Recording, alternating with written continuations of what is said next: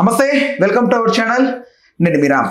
Balayya versus megastar Chiranjeevi అనేది గతంలో మనం ఎన్నో సందర్భాల్లో వింటూ వచ్చాం. ఆ ఫ్యామిలీకి ఈ ఫ్యామిలీకి ఎక్కడ వచ్చిన క్లాషెస్ ఉన్నాయి, ఈగో క్లాషెస్ అని చాలా మంది మాట్లాడతారు. లేదు ప్రొఫెషనల్లీ వాళ్ళకి కొంచెం ఏదో ఒక చిన్న గ్యాప్ ఉందని కొంతమంది మాట్లాడారు. లేదు మేము స్నేహితులు ఏంటో ఆన్ స్టేజ్ బాలయ్య చిరు ఇద్దరు మాట్లాడుకుంటూ ఉండేవారు. కాకపోతే నిన్న అసెంబ్లీ సమావేశంలో భాగంగా బాలకృష్ణ గారు ఒక సందర్భం గురించి ప్రస్తావిస్తూ చిరంజీవి గారిని అవమానపరిచేలా మాట్లాడారని చాలా మంది భావిస్తున్నారు. దీనికి ఒక పత్రిక కూడా అఫీషియల్లీ చిరంజీవి గారు తన అభిప్రాయాన్ని తెలియజేసి పత్రికా ప్రకటన కూడా చేశారు. అయితే బాలకృష్ణ గారు ఇలా మాట్లాడడానికి సంబంధించి మనతో వివరించడానికి అసలు ఎందుకు సభ మర్యాదను పాటించుకున్న బాలకృష్ణ గారి బిహేవియర్ ఎందుకు ఈ విధంగా ఆయన ఎప్పుడు కాంట్రవర్షియల్గా మాట్లాడుతున్నప్పుడు, బట్ ఎస్పెషల్లీ నిన్న చిరంజీవి గారికి సంబంధించి ఎందుకు మాట్లాడాల్సి వచ్చింది అంశం గురించి మనతో మాట్లాడడానికి సినీ మరియు రాజకీయ విశ్లేషకులు దాసరి విజ్ఞాన్ గారు ఉన్నారు. ఆయనతో మాట్లాడదాం. నమస్తే అన్న. సో బాలయ్య నిన్న అసలు చాలా అంటే అంత కాంట్రవర్షియల్గా మాట్లాడడాన్ని అసలు మీరు ఎలా చూస్తున్నారు? ఫస్ట్ ఆఫ్ ఆల్ బాలకృష్ణ గారు అంటే ఆ బ్లడ్ వేరు, ఆ బ్రీడ్ వేరు. ఏంటి ఆ బ్లడ్ బ్రీడ్? Cinema, right? సినిమాకి సంబంధించిన ఒక మహానాయకుడి బ్లడ్ అది. సో సినిమానే తన ఫస్ట్ ప్రిఫరెన్స్. సినిమా నుంచే తన రాజకీయం, సినిమా నుంచే తను ఇంకెక్కడికైనా వచ్చాడు. సినిమాటిక్గానే మాట్లాడతారు సినిమా నుంచి వచ్చిన వాళ్ళు. డన్. ఇప్పుడు సినిమాల్లో ఫర్ ఎగ్జాంపుల్ విలన్స్ సైకో లాగా యాక్ట్ చేస్తారు. షాడిజం బిహేవింగ్తోనే ఉంటుంది మోస్ట్లీ చాలా సినిమాలు. విలన్ షాడిజం సైకోయిజం ఎలా ఉంటుంది అంటే, హీరోని తన కాళ్ళ దగ్గరికి రప్పించుకోవడానికి వాళ్ళ ఫ్యామిలీని కిడ్నాప్ చేసి చెట్టు కట్టేస్తాడు. అంతేగా చాలా సినిమాలు ఇవేగా. నిన్ను నా దగ్గర రప్పియాలంటే నువ్వే నా దగ్గరకు వస్తావు చూడు అని సవాల్ చేస్తాడు.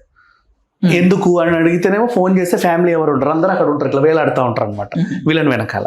So at a time hero ఇక్కడ రావాల్సి ఉంటుంది. నౌ ఇప్పుడు వైసీపీ పార్టీ గురించి మాట్లాడుకుందాం. ఇక్కడ కట్ చేసుకో. ఆయన గెలిచిన తర్వాత సినిమా వాళ్ళ ఆయన పట్టించుకోవాలా, శుభాకాంక్షలు చెప్పాలా. మీరే నా దగ్గరికి రావాలి, నేను మీ దగ్గర రావడం ఏంటి అనేది అవలంబించాడు. పేర్ని నాని ఒకన్నా ఆయన ఇంకో వైపు ఉన్నా మీరే నా దగ్గరికి రావాలి. పేర్ని నాని అడిగింది ఒకే ఒక రిక్వెస్ట్, సినిమా ఇండస్ట్రీ తరఫున స్మిత. అది కూడా ఒక మ్యూజిక్ ప్రోగ్రాంలో ఒక ఆవిడ పాపం పాట పాడుతుంటే మా ఊరికి బస్ లేదు అంటే లైవ్లో ఆయన అడిగితే ఆయన వెంటనే బస్సు ఏర్పాటు చేశాడు. ఆయన అడిగిన సినిమా కంప్లీట్ ఇండస్ట్రీ తరఫున ఆయనకు రిక్వెస్ట్ ఉంది, అది ఒక్కటే. అంతకు మించి పెద్ద పెద్ద హీరోల దగ్గర నుంచి చిన్న హీరోల వరకు ఎవరు కూడా ఆయనకి వైసీపీని కానీ జగన్ని కానీ పేర్ని నాని గారిని కానీ అంటే సినిమాటోగ్రఫీ మంత్రి ఆయన్ని కానీ ఎవరు కూడా ఏ రిక్వెస్ట్లు చేయాలా, వాళ్ళ దగ్గర రాలా. నెంబర్ 1.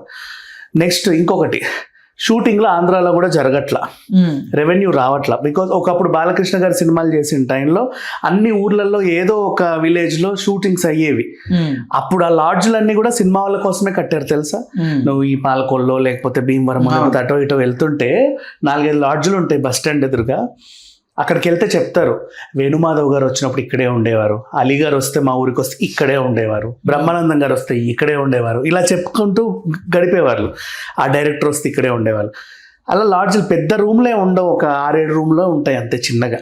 పాతకాలపు లాడ్జ్లు ఇప్పటికే ఉన్నాయి, ఇప్పుడే ఓయోలు అయిపోయాయి అంతేగాని అట్లా ఉండేవి. సినిమా వాళ్ళే వచ్చి బాగా రెవెన్యూ జనరేట్ అయ్యేది. ఒక ఊరికి సినిమా స్టార్లు వచ్చారంట, పలానా హోటల్లో ఉన్నారంట, ఆ ఊరంతా ఆ రోజు సందడి సందడి సందడి. ఎవరెవరి లంచ్ క్యారేజీలు వచ్చేవి, సార్ అటు రండి ఇటు రండి, మాది ఓపెనింగ్ ఉంది ఇటు రండి అని పిలుచుకునేవాళ్ళు. సరదాగా ఏదన్నా ఆడిటోరియంకి పిలిచి వాళ్ళకి సన్మానం చేసి పంపేవాళ్ళు. అట్లా సినిమాని బేస్ చేసుకొని కొన్ని రకరకాల రెవెన్యూలు జనరేట్ అయ్యేవి. అది ఇప్పుడు లేదు. నెక్స్ట్ థియేటర్స్ లో జరిగే బిజినెస్ కూడా బుక్ మై షో ఇక్కడ నుంచి రన్ చేస్తుంది బిగ్ ట్రీ ఎంటర్టైన్మెంట్ మన నాగార్జున సర్కిల్ దగ్గర. అక్కడ టికెట్ అమ్మిన ట్యాక్స్ మీరు తెలంగాణ గవర్నమెంట్కే కడుతున్నారు. నెక్స్ట్ స్టూడియోలు ఇక్కడే ఉన్నాయి, అన్ని మెయిన్ టీవీ ఛానల్స్ ఇక్కడే ఉన్నాయి, టీవీ సీరియల్ గట్రా అట్లాంటివన్నీ ఇప్పుడు ఆంధ్రాకి వెళ్తున్నాయి కానీ మోస్ట్లీ అన్ని ఇక్కడే. డబ్బింగ్, రికార్డింగ్ థియేటర్స్ అన్ని కూడా ఇక్కడే, యూనియన్ ఆఫీసులు అన్నీ కూడా ఇక్కడే.